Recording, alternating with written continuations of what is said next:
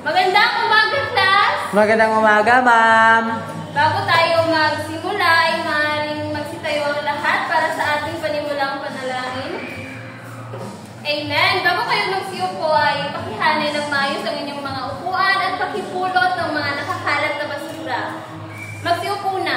Kamusta kayong lahat? Okay lang, ma'am. Magaling naman kung gano'n. Bago tayo simula sa ating talakayan ay ibabahagi ko muna ang mga alituntunin sa ating klase. Una ay makinig sa guro habang nagsasalita. Pangalawa, kung may tanong o sasagot sa tanong, dapat ipataas ang kanang kamay. At pangatlo, makisali sa mga aktibidad na ibibigay ng guro. At ang panghuli ay magbigay ng respeto sa bawat isa. Naiintindihan ba, class?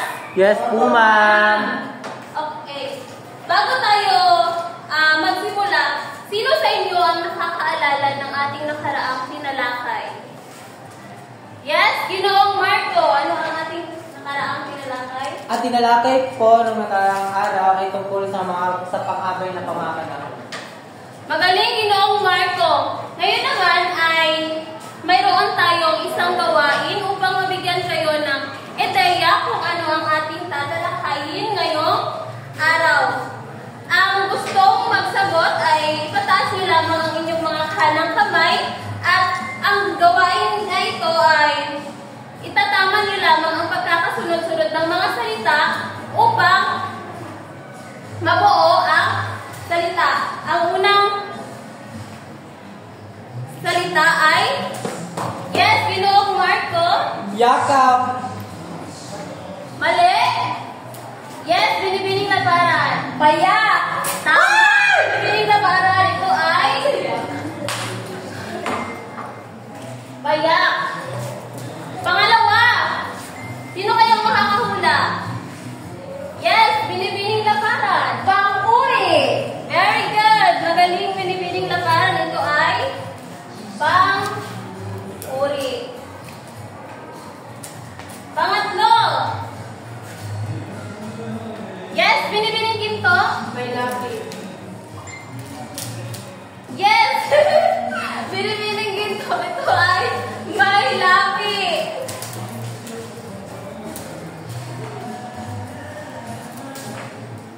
Pang-apat. Alituntunin na. Yes, binibining ginto.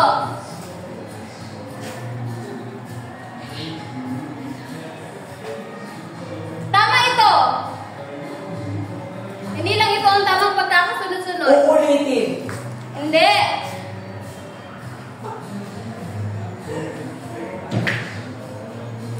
Inuulit. Very good. Binibining ginto. Ito ay inuulit. At ang panghuli ay Tambalan. very good. Ginoong Marco, ito ay tambalan.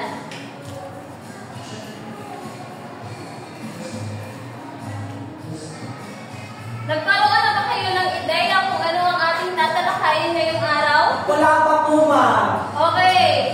Ang ating tatalakayin ngayong araw ay patungkol sa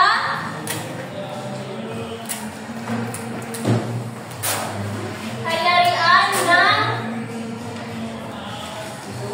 pang-uri. Ngunit bago ang lahat ay aking munang ibabahagi ang ating layunin sa klase.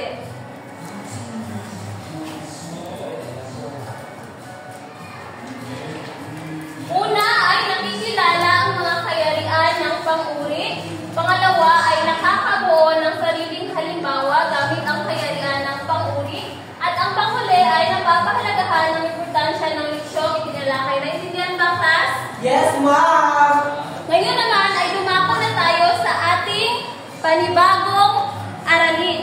Ito ay ang kayarian ng pang-uri. Ngunit bago iyan ay atin munang alamin kung ano ba ang pang-uri. Binibining labaran, maaari mo bang basahin ang ating pang-uri? Ang pang-uri ay isang salitang naglalarawan tungkol sa pangalan at panghalip.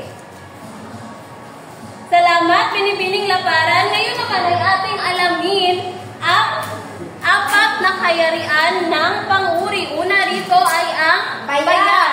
Binibining hinto, maaari mo bang basahin ang payak? Ang payak, ang pang-uri kapag binubuo lamang ng salitang ugat. Halimbawa, ganda, talino, bago. Magaling, binibining labaran. Sa madaling salita, ang payak ay mga salitang hindi pinapakomplikado, ngunit ito ay madaling maintindihan lamang. Katulad ng ganda, talino, bago. Ang salitang ganda ba ay madaling maintindihan o hindi? Madali lang na. Okay, very good. So, naiintindihan niyo na? Opo. Opo. Kung gayon, ay dumako na tayo sa pangalawang kayarian ng pang-uri. Ito ay ang may lapi. Binibining gama, maaari mo bang basahin ang may lapi? May lapi, kung ang salitang naglalarawan ay binubuo ng salitang ugat at panlapi.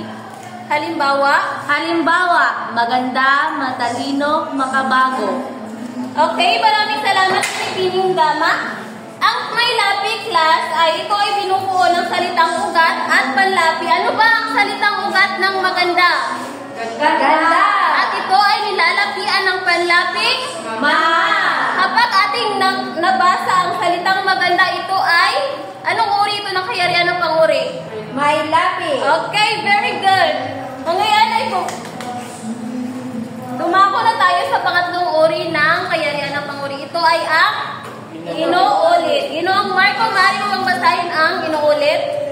Inuulit. Kung ang salitang naglalarawan ay inuulit, ay isang bahagi nito o ang buong salitang ugat. Halimbawa, matalinong matalino. Agad-agad. Puting-puti. Napakadaling intindihin ng inuulit, no? Ang salitang ugat daw ay inuulit lamang katulad ng magandang maganda or matalinong matalino. Ngayon naman ay dumako tayo sa panghuling kayarian ng pang-uri. Ito ay ang tambalan. Binibining ito, maaari mo bang basahin ang tambalan? Kapag ito ay binubuo ng dalawang magkaibang salita, pinagsama o pinagtambal na maaaring magkaroon ng pangalawang kahulugan. Halimbawa, balat sibuyas, utak matsin. Sino ba sa inyo rito ang nakakaalam kung ano ang kahulugan ng balat sibuyas? Babasan! Super! No! Sino pa? Ang nakakaalam? Hindi? Ang ugali. Makatutali lang. Hindi? Ay, yakin. Tama, ito ay sensitibo or maramdamin. Ano naman ang utak matsing? Ano ang kahulugan nito? Maliit ang utak. Bobo. Hindi? Shutek, utok. Hindi? Tuso!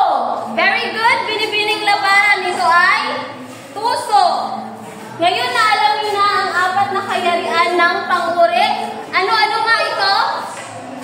Ito ang payak, may lapi, inuulit, at tambalan. Okay, tiyak na naiintindihan niyo na ang apat na kayarian ng pang-uri. Ngayon naman, para sa ating panghatang gawain ay hahatiin ko ang classes sa dalawang pangkat. Ito ang unang pangkat at pangalawang pangkat. At ang bawat pangkat ay gagawa ng linya sa harapan at inyo lamang huhulaan kung saang kayarian ng pang-uri na bibilang ang aking ipapakita. Naiintindihan ba, class? Yes! Okay.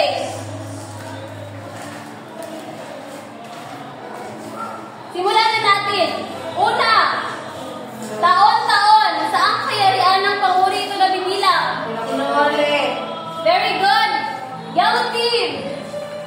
Pangalawa, Taba! saang kayarian ito ng pang-uri na bibilang? Kaya. Very good. Tama. Green team. 1-1 na. Next. May lapi. Very good. Yellow team. Matapat. 2-1. Tabalan! Isakit. Payak. Very good. Yellow team again. Next. Tambalan. Yellow team again. Tama. Ito ay tambalan. Next. May lapi. lapi. Very good. Tama. Green team. Next. Tambalan. Ito ay buhay na buhay. So, hindi. Inuulit. Very good. Green team. Next. Inuulit. Very good. Green team. At ang panghuli ay May lapi. very good. At ang nanalo sa ating panghatang gawain ay ang yellow team. Dahil dyan, meron kayong palakpak. Ngayon, class, bakit kaya kinakailangan nating matutunan ang kayarian ng panguri? Para Ang tahimik. Yes, Ginoong Marco, bakit kaya kinakailangan nating matutunan ang kayarian ng panguri? dapat nating matutunan ang kayarian ng panguri, lalong-lalo na kung tayo ay gagawa ng salita o babanggit ng salita na gagamitin natin sa pangungusap sa pagkikipag-usap, komunikasyon at lalong-lalo na sa mga paksang tatalakayin. Okay, very good. Ginoong Marco, tama ang iyong kasagutan. Ngayon naman, class, ay kumuha kayo ng sangkabat na papel at gumawa o magsulat ng apat na pangungusap na ginagamitan ng kayarian ng panguri. Kayo ay bibigyan lamang ng 10 minuto para gawin ito. Naintindihan ba, class? Yes, ma'am! Okay, magsimula na. Natapos na ang 10 minuto, tapos o di tapos, pakipasa ng inyong mga papel sa harapan. Okay, para naman sa ating kasunduan or ating takdang aralin ay binibining ito, maaari mo bang basahin ang ating takdang aralin? Magsaliksik tungkol sa aspekto ng pandiwa at gumawa ng tig-iisang halimbawa sa 3 aspekto ng pandiwa. Okay, maraming salamat, binibining ko at ipapasa ninyo ito sa susunod nating pagkikita. May mga katanungan pa ba, class? Wala na po, ma'am. Kung gayon, ay magsitayo na ang lahat para sa ating panapos na panalangin. Amen! Maraming salamat, class, at hanggang sa muli. Goodbye, ma'am.